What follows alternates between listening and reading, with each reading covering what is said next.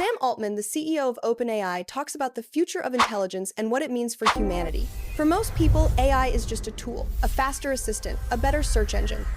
For a handful of visionaries, it might be something bigger, a mirror that reveals the structure of mind, and maybe, one day, a vehicle for it. That hypothesis, digital immortality, is one of the most fascinating and controversial ideas of our time. Could our memories, our personality traits, even the subjective experience we call consciousness, exist inside machines? And if it's technically possible, should we do it? In this episode, we unpack what digital immortality actually means. We start with the science of mapping the brain, neurons, synapses, and connectomes. We examine brain-computer interfaces that read and write neural signals. We look at how AI can simulate thinking styles, values, and preferences. And then we face the hard questions: identity, privacy, inequality, and meaning that surface when the line between a person and a program blurs. From Neuralink and clinical BCIs to new imaging techniques and generative models that learn our patterns, the race to link minds and machines is already underway, sometimes to restore lost abilities, sometimes to expand what humans can do. But the question remains, are we truly extending the life of the mind, or building an incredibly convincing illusion? This is a clear-eyed tour. What's plausible, what's hype, and what's missing before memories and identity can become data that outlive the body. Humanity has always chased death to outrun it. Myths promised fountains of youth. Alchemists searched for elixirs. Religions offered afterlives. The 21st century adds a new route. Not heaven, but hard drives. Digital immortality proposes that autobiographical memories, conversational tics, humor, values, and decision patterns could be stored, modeled, and continuously updated after biological death. Imagine your grandchildren speaking with you not through old videos, but through an interactive digital self that talks, jokes, and decides the way you would, improving over time as it learns from new family inputs. Early sketches of this exist. Startups already build personal chatbots trained on messages, emails, voice notes, and photos. Some people keep total memory logs of diaries, routes, playlists, and microhabits. Now add neural data, actual patterns of brain activity, and AI models that are increasingly context-aware. The boundary between extended memory and a simulated person begins to blur.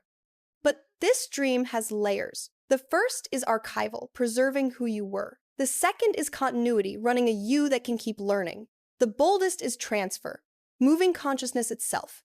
Each layer requires different science and different philosophy. As we climb those steps, the ambition climbs from memorial software toward a living digital self. Step 1. Understand the brain. With 286 billion neurons and trillions of synapses, it's the most complex system we know.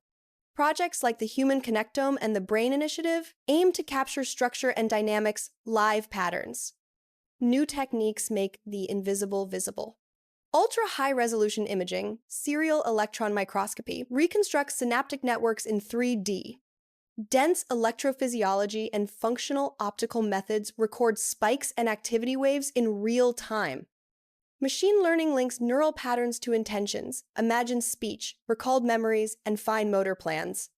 In theory, if we mapped every connection and state, we could replicate a mind graph digitally. In practice, maps aren't enough. Structure doesn't guarantee functional state. Synaptic weights, neuromodulators, glial signaling, and plasticity are in constant flux. A brain isn't only wires, it's chemistry in motion. Here's where worlds meet. While BCIs collect partial neural signals, AI offers generative models that can fill gaps, inferring intentions from incomplete data. The software plus enough data hypothesis says we may not need every neuron. We need useful representations of the regularities in your brain and behavior. A full upload is distant.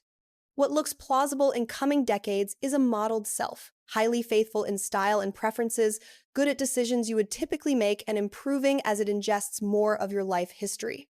Brain-computer interfaces are the channel. Neuralink gets the headlines, but clinical labs and other companies are also advancing implanted electrodes, surface arrays, and high-end non-invasive sensors. The near-term goal is restoration, giving people back movement, speech, or vision, and that already changes lives. What comes next? If we can read patterns with enough fidelity, we can start to write, stimulate circuits to reinforce memories, quiet tremors, or modulate mood. In principle, with sufficient bandwidth, you could externalize parts of memory, syncing snapshots of neural state with a digital model. Today's bottleneck is scale. Thousands of recorded neurons versus the brain's billions. There are also questions of biocompatibility, long-term safety, and privacy. Even so, progress is rapid. Better materials, sharper decoding algorithms, less invasive surgeries, and hybrid protocols that combine neural signals with your behavioral history, text, voice, choices. The realistic medium-term path is progressive coupling. We begin with therapeutic use, expand to context-aware cognitive assistance, then optional layers of memory capture and thought-to-text communication. At some point, a digital twin could be trained in parallel, updated with sparse neural inputs, plus a rich life archive bringing you and your agent closer. AI already imitates slices of human cognition: sustained dialogue, planning, creative output, synthesis. Large models learn linguistic style and preference graphs. Multimodal models integrate voice, face, gesture, and context. Add your life bank. Diaries, emails, photos, playlists, location trails, calendars, decisions, your cognitive exhaust. Now fuse them. A personal agent trained on your exhaust with a cloned voice and coherent digital embodiment starts as an interactive memorial and evolves into a post-life companion. Add neural inputs, even low-resolution ones, to align affective state and choice tendencies. The result? A plausible digital you that replies like you, errs like you, and keeps learning with your family's guidance. But is it you or a copy? Two lenses. Psychological continuity: if memory, character, values, and decision style persist, identity functionally continues. Phenomenal originality without the same subjective experience. The agent is a simulation, not the self. A practical framing. What can the agent do for people left behind? Preserve stories. Offer guidance rooted in your documented judgment. Safeguard recipes, rituals, and hard-won wisdom. With strong guardrails, it could serve as a cultural archive of individuals who shaped eras. But we'll need clear labels: memorial agent, not person, to protect trust. Here's the slippery ground. Identity. If there are two versions of you, biological and digital, which is real? Philosophers weigh criteria: memory, continuity, embodiment, experience. Law will have to decide authority, consent, and responsibility. Can a post-life agent sign contracts? Can it wish anything at all?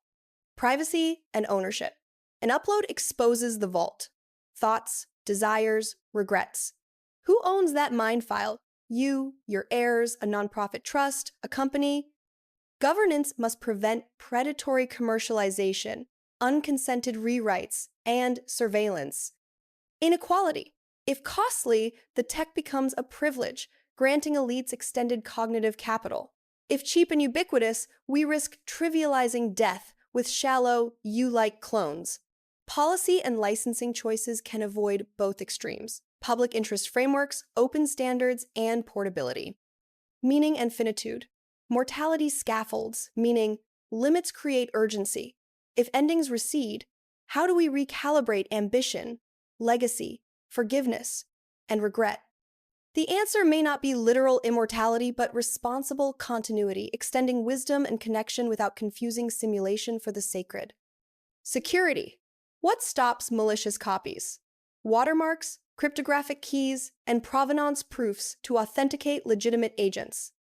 Also, shutdown rights. If an agent drifts from core values, families can pause, correct, or archive.